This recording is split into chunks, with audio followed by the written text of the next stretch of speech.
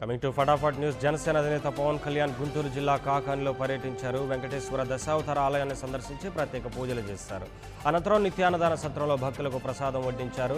ఆలయంలో స్వామివారి నిత్యాన్నదానం కోసం ధర్మకర్తలకు చెక్కును అందజేశారు. పవన్ రాకతో జనసేన కార్యకర్తలు అభిమానులు పెద్ద ఎత్తున తరలివచ్చారు. ఈ సందర్భంగా పవన్తో ఫోటోలు దిగేందుకు భక్తులు పోటీ పడ్డారు. త్వరలోనే పదవీకాలం ముగుస్తున్న జిల్లా పరిషత్, మండల పరిషత్, ప్రాదేశిక నియోజకవర్గాల సభ్యుల ఎన్నికల నిర్వహణకు సీఎం కేసీఆర్ అంగీకారం తెలిపారు. మండల పరిషత్, జిల్లా పరిషత్ ఎన్నికల నిర్వహణకు సంసిద్ధత వ్యక్తం చేస్తూ రాష్ట్ర ఎన్నికల సంఘం ఇటీవలే రాష్ట్ర ప్రభుత్వానికి ప్రతిపాదనలు పంపింది. కేంద్ర ఎన్నికల సంఘం కూడా తెలంగాణ రాష్ట్రంలోని పార్లమెంట్ స్థానాలకు ఎన్నికలు పూర్తయిన తర్వాత మండల పరిషత్, జిల్లా పరిషత్ ఎన్నికల నిర్వహణకు ఆమోదం తెలిపింది. ఈ నేపథ్యంలో ఈ నెల 22 నుంచి మే 14 వరకు జిల్లా, మండల పరిషత్ ఎన్నికల ప్రక్రియను నిర్వహించాలని రాష్ట్ర ప్రభుత్వం రాష్ట్ర ఎన్నికల సంఘానికి ప్రతిపాదించింది. అయితే ఫలితాలను మాత్రం లోక్సభ ఎన్నికల తర్వాతే ప్రకటిస్తారు. కేంద్ర ఎన్నికల సంఘం ఇచ్చిన నోటీసుకు తెలంగాణ ముఖ్యమంత్రి కేసీఆర్ వివరణ ఇచ్చారు. కరీంనగర్ ఎన్నికల సభలో ఆయన చేసిన వ్యాఖ్యలు హిందువుల మనోభావాలకు వ్యతిరేకంగా ఉన్నాయంటూ వీహెచ్పీ రాష్ట్ర అధ్యక్షుడు ఎం రామరాజు చేసిన ఫిర్యాదు మేరకు ముఖ్యమంత్రికి ఈసీ నోటీసులు జారీ చేసింది. ఈ క్రమంలో కేసీఆర్ వివరణతో కూడిన లెటర్ను టీఆర్ఎస్ నేతలు ఈసీ అదనపు ప్రధానాధికారి జ్యోతిబుద్ధ ప్రకాష్కు అందజేశారు. పోలింగ్ సందర్భంగా రాష్ట్రంలో పలుచోట్ల చోటు చేసుకున్న దాడులు అప్పటికప్పుడు జరిగినవి కావని, పక్కా ప్రణాళిక ప్రకారమే జరిగాయన్నారు టీడీపీ అధినేత చంద్రబాబు. ఈ ఎన్నిక ప్రజాస్వామ్యాన్ని పరిరక్షించే ఉద్యమని తెలిపారు. పోలింగ్ జరిగిన తీరుపై ఉండవల్లిలో ప్రసంగించిన ఆయన ఎన్నికల్లో మోదీ నేతృత్వంలోని కేంద్ర ప్రభుత్వం, కేసీఆర్ కరుడుగట్టిన ఆర్థిక ఉగ్రవాది జగన్తో పోరాడాల్సి వచ్చిందన్నారు. రాష్ట్రాన్ని అనగదొక్కడానికి సంకల్పించారని విమర్శించారు. వీవీప్యాట్ల లెక్కింపుపై సుప్రీం తీర్పు వ్యవహారంలో రివ్యూ పిటిషన్ వేస్తానని తెదేపా అధినేత ఏపీ సీఎం చంద్రబాబు తెలిపారు. ఇందుకోసం రేపు ఢిల్లీకి వెళ్లనున్నట్లు ఆయన స్పష్టం చేశారు. ఇదే సమయంలో ఏపీలో ఎన్నికల నిర్వహణపై ఈసీఐని ప్రశ్నించనున్నట్లు తెలిపారు. ఈ మేరకు ఆయన అమరావతిలో మీడియాతో మాట్లాడారు. తనపై తప్పుడు ట్వీట్ పెట్టినందుకు చంద్రబాబుపై ప్రముఖ ఎన్నికల వ్యూహకర్త ప్రశాంత్ కిషోర్ తీవ్రంగా ప్రతిస్పందించారు. ప్రజల విశ్వాసం కోల్పోయినప్పుడు అసత్యాలు, నకిలీ వార్తలు ప్రచారం చేస్తారని ఆయన అన్నారు. ప్రజల విశ్వాసాన్ని చంద్రబాబు కోల్పోయారని, వారు బై బై బాబు అంటూ తీర్పిచ్చేశారని ప్రశాంత్ కిషోర్ వ్యాఖ్యానించారు. ఓటింగ్ శాతం పెంపు ప్రభుత్వ వ్యతిరేకతను చాటి చెబుతోందని తాము విశ్వసిస్తున్నట్లు వైసీపీ సీనియర్ నేత అంబటి రాంబాబు తెలిపారు. దుష్ట పరిపాలన అంతం చేసి వైసీపీని గెలిపించబోతున్నారని ప్రజల్లో స్పందన బట్టి అర్థమవుతుందని అంబటి పేర్కొన్నారు. చంద్రబాబు రోజురోజుకు చిత్రంగా వ్యవహరిస్తున్నారని మండిపడ్డారు.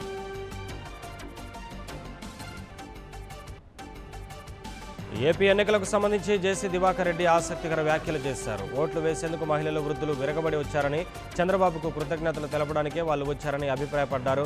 అనంతపురం టౌన్, సింగనమల, గుంతకల్లో కూడా గెలవబోతున్నాం, రాసి పెట్టుకోనని, చంద్రబాబుకు అదృష్టం సుడి తిరిగినట్లు తిరిగిందంటూ ధీమా వ్యక్తం చేశారు జేసీ. ఏపీలో ఓడిపోతున్న విషయం చంద్రబాబుకు అర్థమైందన్నారు బీజేపీ నేత జీవీఎల్. తన ఓటమిని ఎన్నికల కమిషన్ మీద నెట్టివేసేందుకు ప్రయత్నిస్తున్నారని ఆరోపించారు. ఎన్నికల కమిషన్ అనేది స్వతంత్ర సంస్థ అని, ఎన్నికల సంఘం ఎవరి మాట వినదన్నారు. ఈవీఎంలు పనిచేయడం లేదని ప్రజలను మభ్యపెట్టే ప్రయత్నం చంద్రబాబు చేశారని ధ్వజమెత్తారు. ఏపీ ఎన్నికల నిర్వహణలో ఈసీ, పోలీసులు విఫలమయ్యారని టీడీపీ నేత భూమా అఖిలప్రియ విమర్శించారు. గత ఎన్నికల్లో ఇక్కడ పనిచేసిన పోలీసు సిబ్బందిని నియమించడం వల్ల గొడవలకు దారితీసిందని, కేంద్ర ప్రభుత్వం ఏకపక్షంగా వ్యవహరించిందని ఆరోపించారు. ఆళ్లగడ్డలో తలెత్తిన తీవ్ర ఉద్రిక్త పరిస్థితుల నేపథ్యంలోనే అఖిలప్రియ ఇలా వ్యాఖ్యలు చేశారు. ఏపీలో ఎన్నికల నిర్వహణలో విఫలమైనందుకు ఈసీ సిగ్గుపడాలని టీడీపీ సీనియర్ నేత కోడెల శివప్రసాదరావు విమర్శించారు. కేంద్ర బలగాలు ఇవ్వకుండా వైసీపీకి అనుకూలంగా వ్యవహరించారని ఆరోపించారు. ఎన్ని కుట్రలు చేసినా టీడీపీ అధికారంలోకి రావడం ఖాయమని చెప్పారు. అల్లర్లు సృష్టించిన వారిపై కేసులు నమోదు చేయాలని కోడెల డిమాండ్ చేశారు. టీఆర్ఎస్ శాసనమండలి పక్షంలో కాంగ్రెస్ శాసనమండలి పక్షం విలీనం వ్యవహారంలో 4 ఎమ్మెల్సీలకు తెలంగాణ హైకోర్టు నోటీసులు జారీ చేసింది. వివరణ ఇవ్వాలని ఎమ్మెల్సీలు ప్రభాకర్ రావు, సంతోష్ కుమార్, ఆకుల లలిత, దామోదర్ రెడ్డిలకు ఉన్నత న్యాయస్థానం నోటీసులు ఇచ్చింది. శాసనమండలి చైర్మన్ కార్యదర్శి రాష్ట్ర ప్రభుత్వానికి సైతం నోటీసులు జారీ చేసింది.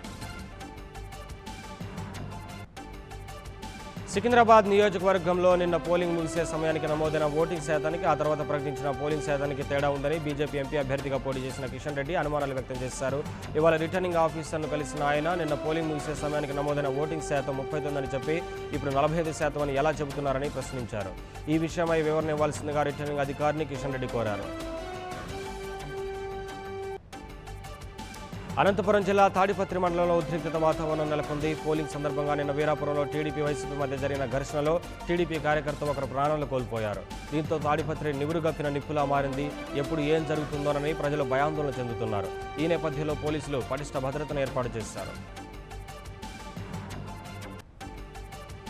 గుంటూరు జిల్లా పిడుగురాళ్ల మండలం జూలకల్లు గ్రామంలో ఉద్రిక్తత నెలకొంది. టీడీపీ వైసీపీ శ్రేణుల మధ్య ఘర్షణ చోటు చేసుకుంది. ముగ్గురికి తీవ్ర గాయాలు కాగా క్షతగాతులను చికిత్స నిమిత్తం ఆసుపత్రికి తరలించారు. ఇరు వర్గాలను చెదరగొట్టి గ్రామంలో పోలీసులు భారీగా మోహరించారు.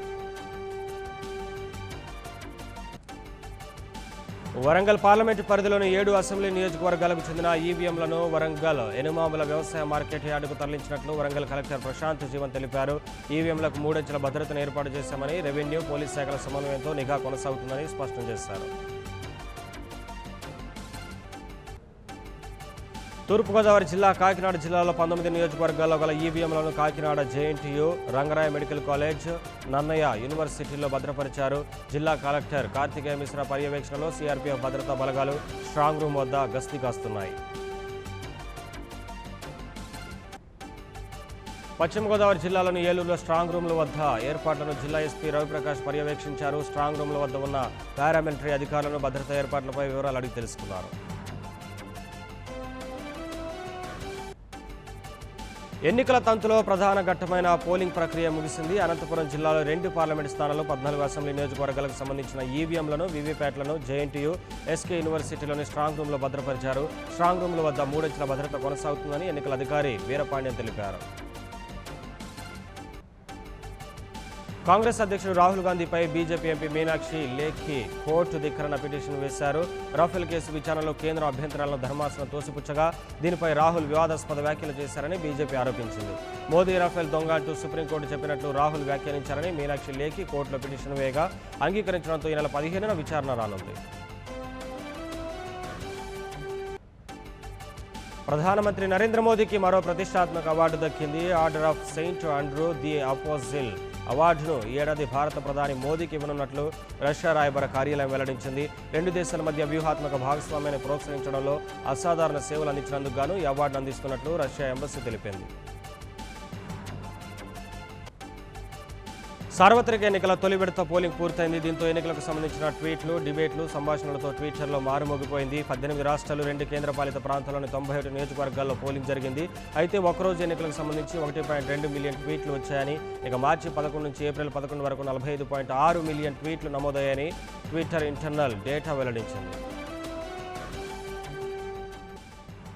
సార్వత్రిక ఎన్నికల తొలి విడత పోలింగ్ పూర్తయింది. దీంతో ఎన్నికలకు సంబంధించిన ట్వీట్లు, డిబేట్లు, సంభాషణలతో ట్విట్టర్ మారుమోగిపోయింది. 18 రాష్ట్రాల, 2 కేంద్రపాలిత ప్రాంతాల్లోని 97 నియోజకవర్గాల్లో పోలింగ్ జరిగింది. అయితే ఒక్కరోజు ఎన్నికలకు సంబంధించి 1.2 మిలియన్ ట్వీట్లు వచ్చాయని, ఇక మార్చి 11 నుంచి ఏప్రిల్ 11 వరకు 45.6 మిలియన్ ట్వీట్లు నమోదయ్యాయని ట్విట్టర్ ఇంటర్నల్ డేటా వెల్లడించింది. 2019 సార్వత్రిక ఎన్నికల్లో అవినీతి రాజ్యమేలుతుందని ప్రజాశాంతి అధ్యక్షుడు కేఏ పాల్ ధ్వజమెత్తారు. ఎన్నికల్లో వేల కోట్ల రూపాయలను ఓటర్లకు పంపిణీ చేశారని మండిపడ్డారు. సార్వత్రిక ఎన్నికల్లో ఒక్క ఈవీఎం కూడా సరిగ్గా పనిచేయలేదన్న ఆయన ఇది మోదీ కుట్రలో భాగమని ఆరోపించారు. కర్నూలు జిల్లా ఆలగడ్డలో ఉద్రిక్తత పరిస్థితులు నెలకొన్నాయి. నిన్న పోలింగ్ సందర్భంగా ఏర్పడిన ఘర్షణలు ఇంకా కొనసాగుతూనే ఉన్నాయి. ఈ క్రమంలో పోలీసులు పటిష్ట బందోబస్తును ఏర్పాటు చేశారు. దీంతో 15 ఏళ్ల నాటి పరిస్థితులు పునరావృతం అవుతున్నాయంటూ స్థానికులు భయం గుప్పిట్లో ప్రాణాలు వెల్లదీస్తున్నారు.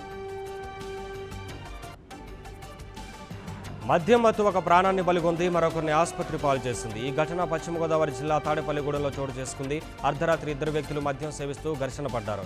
అనంతరం ఒకరిపై ఒకరు దాడి చేసుకోగా ఒకరు అక్కడికక్కడే మృతి చెందారు. పోలీసులు కేసు నమోదు చేసుకుని దర్యాప్తు చేస్తున్నారు.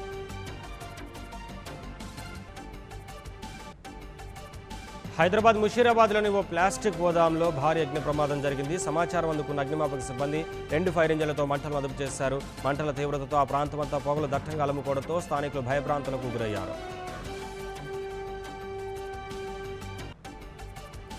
ఖమ్మం జిల్లా మదిరి రోడ్లో ప్రమాదం జరిగింది. టాటా ఏస్ బైక్ ఒకదానికొకటి ఎదురుగా వచ్చి ఢీకొనడంతో బైక్పై ప్రయాణిస్తున్న 2 భార్యాభర్తలు అక్కడికక్కడే మృత్యువాత పడ్డారు. మృతులు మదిర మండలం తొర్లపాడుకు చెందిన ఫీల్డ్ అసిస్టెంట్ కాశీబోయిన వెంకటరామమ్మ, ఆమె భర్త రామయ్యగా గుర్తించారు. టాటా ఏస్ వాహనం అతివేగంగా వచ్చి ఢీకొట్టడంతో ఇరువురు ఎగిరి పక్కనున్న పొలాల్లో పడిపోయారు. పోలీసులు ప్రమాద ఘటనకు సంబంధించి కేసు నమోదు చేసుకుని దర్యాప్తు చేస్తున్నారు. కాగా భార్యాభర్తలు మృతి చెందడంతో పిల్లలు కన్నీరు మున్నీరవుతున్నారు. ఈ ఘటనతో గ్రామంలో విషాద ఛాయలు అలుముకున్నాయి.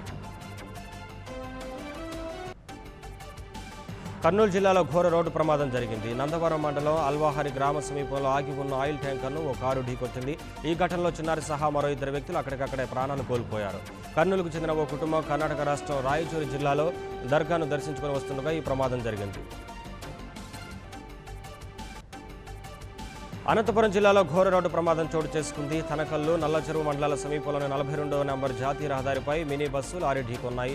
ఈ ఘటనలో 7 మృతి చెందారు. మరో 9 మందికి తీవ్రంగా గాయపడ్డారు. వీరిలో 3 పరిస్థితి విషమంగా ఉండడంతో ఆసుపత్రికి తరలించారు. నల్గొండ జిల్లాలోని నాగార్జున సాగర్ సమీపంలో రోడ్డు ప్రమాదం జరిగింది. కారు బోల్తా పడటంతో 2 వ్యక్తులు అక్కడికక్కడే మృతి చెందగా మరో 2 పరిస్థితి విషమంగా ఉండడంతో ఆసుపత్రికి తరలించారు. మాచర్ల నుంచి హైదరాబాద్ వెళ్తుండగా ఈ ప్రమాదం చోటు చేసుకుంది.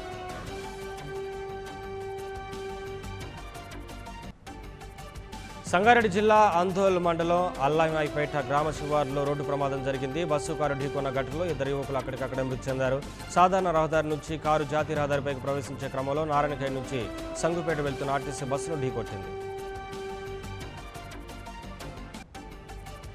పొలంలోని పంటను మేక మేసిందని వ్యక్తిని చంపిన ఘటన వికారాబాద్ జిల్లా ధర్మపురిలో చోటు చేసుకుంది. బుద్ధ నరేష్ అనే వ్యక్తి మేకలు కాస్తుండగా ఓ మేక అదే గ్రామానికి చెందిన రావులపల్లి అశోక్ అనే వ్యక్తి పొలంలో పడి పంటను మేసింది. దీంతో ఇరువురి మధ్య ఘర్షణ చోటు చేసుకుంది. అశోక్ తన చేతిలో ఉన్న కొడవలతో విచక్షణారహితంగా దాడి చేయడంతో మేకల కాపురి అక్కడికక్కడే ప్రాణాలు కోల్పోయాడు.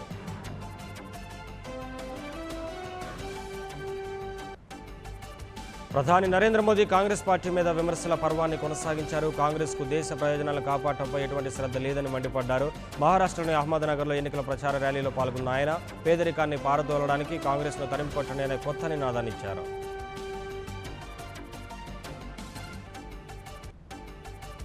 మరో వారం రోజుల్లో ఎన్నికలు జరగనున్న తరుణంలో తమిళనాడులో ఆదాయపు పన్ను శాఖ సోదాలు కలకలం రేపుతున్నాయి. తాజాగా శుక్రవారం రాష్ట్రంలో పలు ప్రాంతాల్లో అధికారులు తనిఖీలు చేపట్టారు.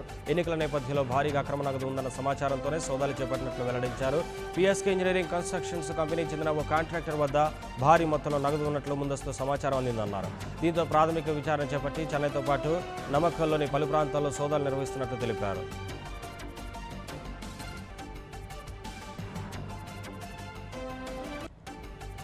ప్రముఖ జర్నలిస్టు సీనియర్ ఎడిటర్ వి వాసుదేవ దీక్షితులు కన్నుమూశారు. అనారోగ్యంతో బాధపడుతున్న ఆయన ప్రైవేట్ ఆసుపత్రిలో చికిత్స పొందుతూ మృతి చెందారు. వాసుదేవ దీక్షితుల మృతి పట్ల CM KCR, AP CM Chandrababu సంతాపం వ్యక్తం చేశారు. ఆంధ్రప్రభ దినపత్రికకు ఎడిటర్గా పనిచేసిన దీక్షితులు మరణం పత్రికా రంగానికి తీరని లోటని పేర్కొన్నారు. వారి కుటుంబానికి ప్రగాఢ సానుభూతి తెలిపారు. భద్రాద్రి శ్రీ సీతారామచంద్రస్వామి బ్రహ్మోత్సవాలు వైభవంగా జరుగుతున్నాయి. రేపు సాయంత్రం ఎదుర్కోలు ఉత్సవం, గరుడ సేవ, ఎల్లుండి శ్రీ సీతారామచంద్రస్వామి తిరకల్యాణోత్సవం, సోమవారం శ్రీ సీతారామచంద్రస్వామి మహాపట్టాభిషేకోత్సవం జరగనున్నాయి. పాకిస్తాన్లో విషాదం చోటు చేసుకుంది. క్వెఠా పట్టణంలో బాంబు పేలిన ఘటనలో 16 మంది మృతి చెందగా 30 మందికి పైగా తీవ్ర గాయాల పాలయ్యారు. ఉదయం 7:30 గంటల సమయంలో కూరగాయల మార్కెట్లో ఘటన జరిగినట్లు పోలీసు అధికారులు తెలిపారు. మృతుల సంఖ్య కూడా ఇంకా పెరిగే అవకాశం ఉందని పేర్కొన్నారు.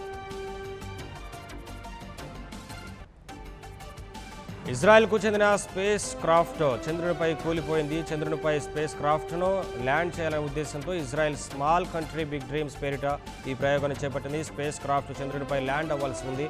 అయితే చివరి నిమిషంలో ఈ ప్రయోగం విఫలమైంది. చంద్రునికి అత్యంత దగ్గర కక్షలోకి వెళ్లిన స్పేస్ క్రాఫ్ట్ మరి కాసేపట్లో ల్యాండ్ అవుతుందనగా ఇంజన్లో సాంకేతిక లోపం తలెత్తడంతో కూలిపోయింది. దేశీయ మార్కెట్లు లాభాలతో ముగిశాయి. స్వల్ప లాభాలతో ట్రేడింగ్ను ప్రారంభించిన సూచీలు ఆ తర్వాత కాస్త ఒత్తిడిని ఎదుర్కొన్నప్పటికీ లాభాలతో ముగిశాయి.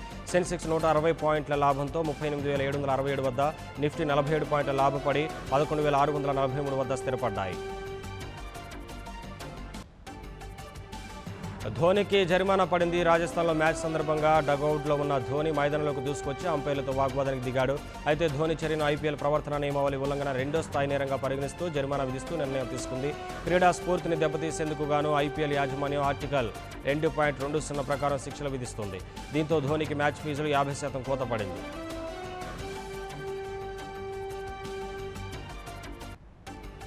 ప్రపంచ సంగీత రంగంలోనే తనకంటూ ఓ ప్రత్యేక స్థానాన్ని ఏర్పరచుకున్నారు స్వరమాంత్రికుడు ఏఆర్ రెహమాన్. అంతర్జాతీయ స్థాయిలో పేరు ప్రఖ్యాతులు సంపాదించిన రెహమాన్ చిత్ర నిర్మాణ రంగంలో అడుగుపెట్టారు. తాను స్వయంగా రాసిన కథను నిర్మించబోతున్నట్లు ప్రకటించారు.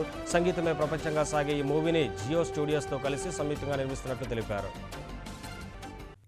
For more updates, please subscribe 99 TV Telugu.